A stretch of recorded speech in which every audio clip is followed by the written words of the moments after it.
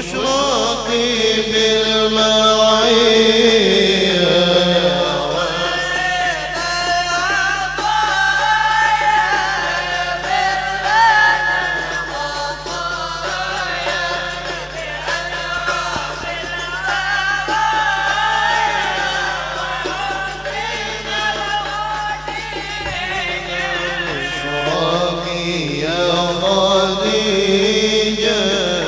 أشرف البرية بشرى لك البشارة بجنة عالية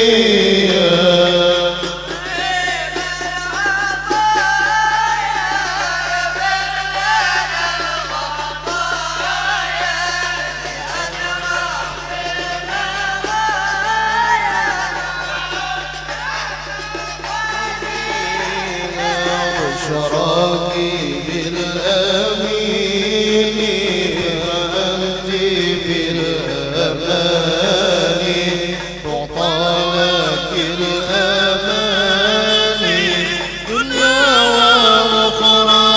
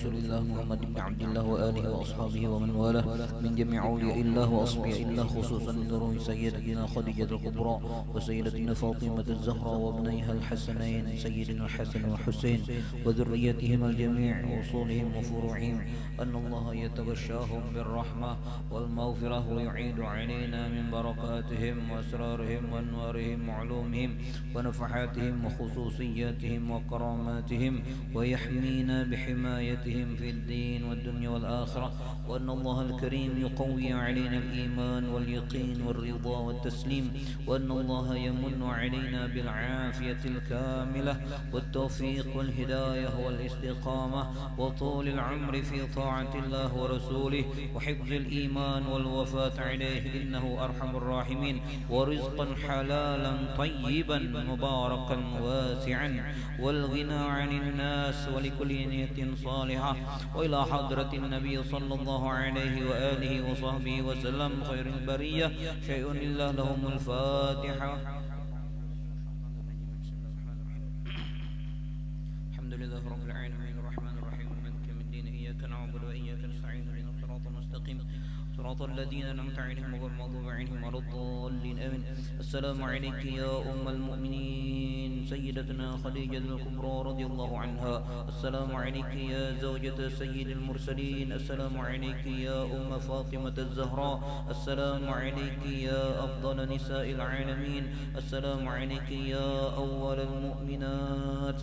السلام عليك يا من تشرفت بعشرة وصحبة سيد المرسلين. السلام عليك يا من فازت بخدمة رسول رب العالمين. السلام عليك يا من أنفقت مالها في نصرة سيد الأنبياء ونصرته ما استطاعت ودافعت عنه الأعداء. السلام عليك يا من قامت بالتأييد ونصرة سيد المرسلين. السلام عليك يا من سلم عليها بجبريل وبلغها السلام من الله الجليل. السلام عليك يا والسلام عليك وعلى من حولك وعلى جميع أزواج وذرية رسول الله صلى الله عليه وسلم ورحمة الله وبركاته. اللهم انشر نفحات الرضوان عليها وأمدنا بالأسرار التي أودعتها لديها.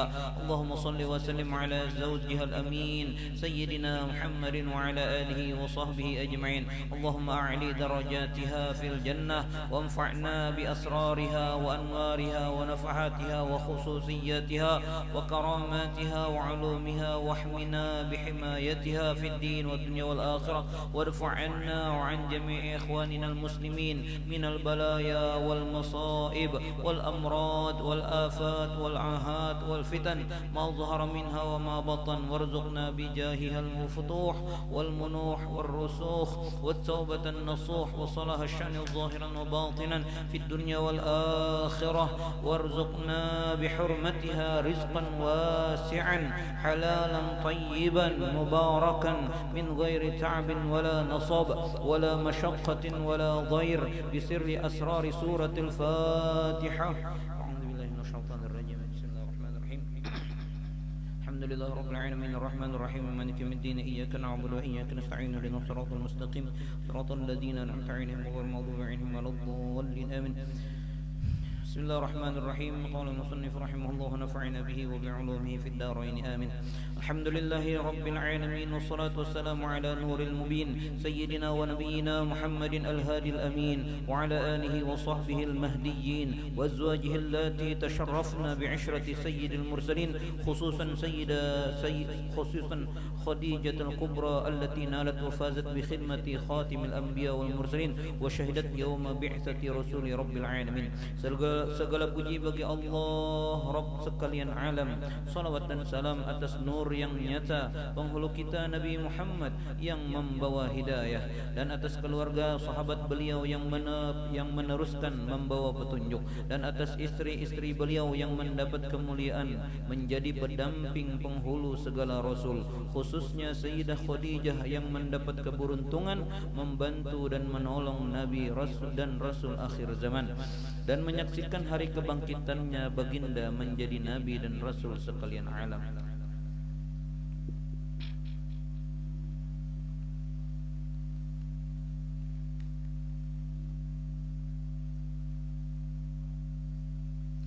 Baginda Rasulullah SAW sering menyebutnya, menceritakan kebaikan dan jasa-jasanya, senantiasa memintakan ampun dan berdoa kepada Allah untuknya, selalu menyebut keistimewaan dan kelebihannya. Ceritanya selalu disebut, tidak pernah bosan walaupun lama dan panjang.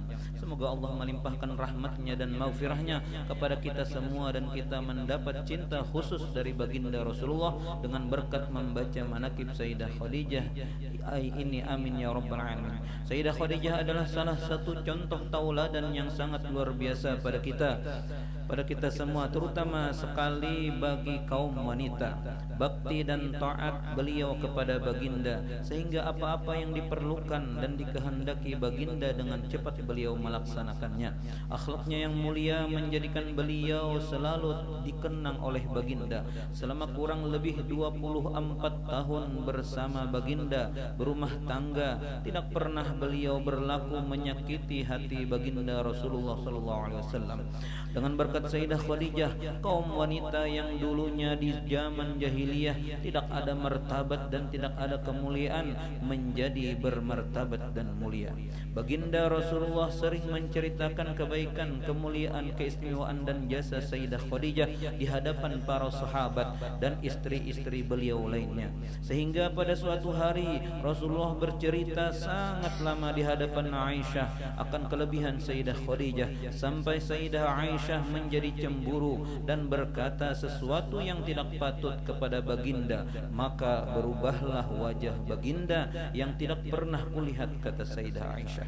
Melihat yang demikian itu, berkata Sayyidah Aisyah, aku sangat takut seakan-akan dagingku lepas daripada tubuhku, dan aku berjanji jika baginda memaafkanku, aku tidak akan berkata seumur hidupku akan perkataan yang menjadikan Rasulullah tidak suka. Berkata Sayyidah Aisyah, ka'annahu lam yakun fid dunya imra'atun illa Khadijah. Seakan-akan tidak ada perempuan di dunia ini melainkan hanya Khadijah. Kemudian Rasulullah memaafkanku, lalu menyebutkan kelebihan dan keistimewaan Khadijah radhiyallahu anha sambil berkata, Allah tidak akan menggantikan diriku yang lebih baik daripada Khadijah. Dia telah beriman kepadaku pada ketika orang kufur kepadaku. Dia telah membenarkan diriku pada ketika orang mendustakan diriku. Dia telah menolong diriku pada ketika orang mengusir diriku. Dia telah melapangkan diriku pada ketika orang menghalangi, dan dia telah memberi keturunan padaku sedangkan yang lain tidak. Allahumma anshurna fahatir ridwan 'alaiha wa middana bil asrar allati awda'taha ladaiha. Allahumma salli wa sallim ala zawjiha al-amin sayyidina Muhammadin wa ala alihi wa sahbihi ajma'in. Allahumma salli wa sallim wa barik alaihi wa 'alaiha. Ini sebagian daripada karamah Sayyidah Khadijah radhiyallahu anha. Setengah daripada karamah Sayyidah Khadijah radhiyallahu anha bahwa kebanyakan orang yang tinggal di Mekah hendak ziarah ke makam Rasulullah SAW di Madinah, tetapi mereka tidak ada biaya untuk ziarah, maka mereka datang ziarah ke makam Sayyidah Khadijah. Bertawassul dengan berkat karamah Sayyidah Khadijah, mereka memperoleh rezeki dan dapat ziarah ke Madinah. Badan kita tiada dimatikan melainkan rancak naik haji dan rancak umroh. Perhatian, sebagian adab kita apabila datang ke kota Makkah supaya menziarahi Ummuna Sayyidah Khadijah, karena baginda ketika datang ke Makkah tahun ke-8 Hijriah, beliau melewati pekuburan Ma'la di kampung Hujun, dan ketika kembali ke Madinah beliau melewati Ma'la. Kemudian dengan tujuan karena ingin menziarahi Sayyidah Khadijah dan mengucap salam kepadanya, dan karena cintanya beliau kepada Sayyidah Khadijah, seperti perkataan beliau, sesungguhnya aku telah diberi Allah cinta kepada Khadijah dan aku mencintai orang yang mencintainya. Allahumma ja'alna minhum. Maka sebahagian tanda cinta kita kepada beliau, kita menziarahinya dan mengucap salam, karena beliau adalah ibu kita semua orang yang beriman, dan karena juga mengikuti pekerjaan para salafus saleh dan para aulia dan orang alim-alim. Maka apabila kita datang ke Mekah tidak ziarah ke makam Sayyidah Khadijah, kita kurang adab dengan Mekah dan ahli Mekah. Wallahu a'lam.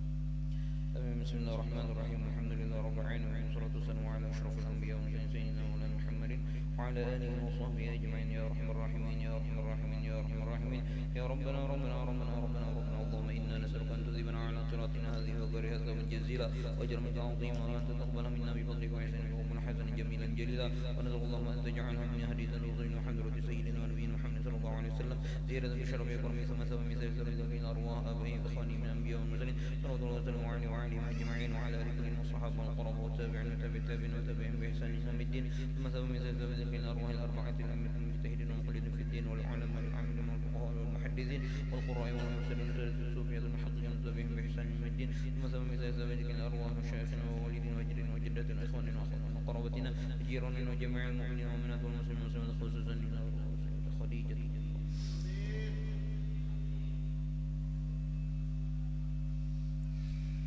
اللهم اغفر لهم وارحمهم وعافهم واعف عنهم اللهم اغفر لهم وارحمهم وعافهم واعف عنهم اللهم اغفر لهم وارحمهم وعافهم واعف عنهم اللهم اجعل قبورهم روضة من رياض الجنة ولا تجعل قبورهم حفرا من حفر النيران اللهم إن كانوا محسنين فزد في إحسانهم وإن كانوا مسيئين فتجاوز عن سيئاتهم اللهم أنزل الرحمة والنعمة والمغفرة والشفاعة على أرواحهم اللهم أنزل الرحمة والنعمة والمغفرة والشفاعة على أرواحهم اللهم أنزل الرحمة والنعمة والمغفرة والشفاعة على أرواحهم برحمتك يا رب العالمين صلى الله على سيدنا محمد النبي الأمي وعلى آله وصحبه وسلم يا رب بالمصطفى بلغ مقاصدنا واغفر لنا ما مضى وسع